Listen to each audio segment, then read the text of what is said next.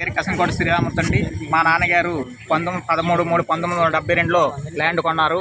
ఆనాటి నుంచి నేటి వరకు సాగు అనుభవం రెండు కూడా మావే. అటువంటిది ఆనాటి నుంచి నేటి వరకు ఎటువంటి ఇబ్బందులు లేవు.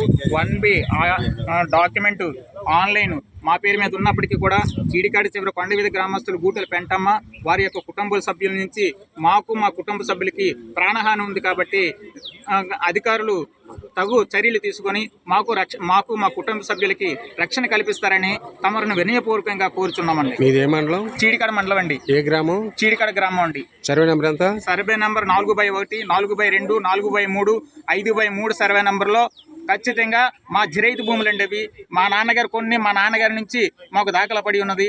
13/3/1972 నుంచి ఆనాటి నుంచి నేటి వరకు కూడా మా సాగు అనుభవంలో ఉన్న భూముల మీద సీడికాడ చివరి కొండవీధి గ్రామస్తురాలైన గూటెల పెంటమ్మ, వైఫ్ ఆఫ్ దేముడు, వారి కుమారులు, వాళ్ళ కోడళ్ళు వారితో మాపై దౌర్జన్యం చేస్తున్నారు. కనుక అధికార యంత్రాంగం తక్షణమే స్పందించి వారిపై చర్యలు తీసుకొని మాకు రక్షణ కల్పిస్తారని వినయపూర్వకంగా కోరుచున్నామండి. మీ పేరండి? నా పేరు కసంకోట శ్రీరామూర్తి అండి. మీ ఖాతా నెంబరు? మా ఖాతా నెంబర్ 554 అండి. పాస్బుక్ ఎవరి పేరు ఉంది?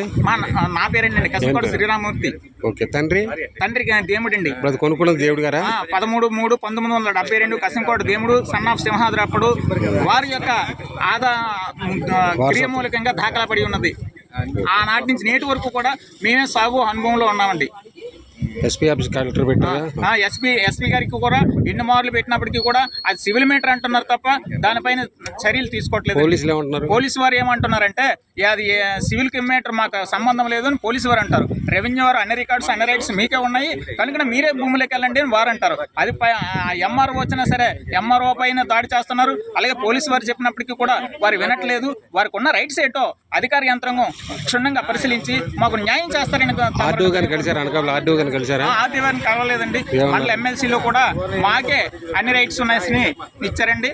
ఎమ్మెల్సీలో కూడా మాకే ఆర్డీఓ గారికి ఆర్ఓఆర్ పెట్టండి. ఆర్ఓఆర్ పెడతాను సార్. పెడితే లాయర్ గారి ద్వారా అది పరిష్కారం అవుతుంది. Okay sir. లేదంటే సివిల్ మీటర్ అన్నారు కాబట్టి కోర్టుకి వెళ్ళండి. మా భూములు ఖచ్చితంగా కోర్టుకి వెళ్ళడం న్యాయం జరుగుతుంది. కోర్టుకి వెళ్ళినప్పటికీ కూడా వీళ్ళు ఏమంటే దౌర్జన్యం చేసుకొచ్చేసి మాది సాగు అన్నట్టు. కోర్టుకి వెళ్తే స్టే ఆర్డర్ తెచ్చుకున్నారు అనుకోండి, వాళ్ళు దౌర్జన్యం చేస్తే కోర్టు ధిక్కారం కేసు అవుతుంది, వాళ్ళు జైలుకి వెళ్తారు. Okay sir. Okay, thank you.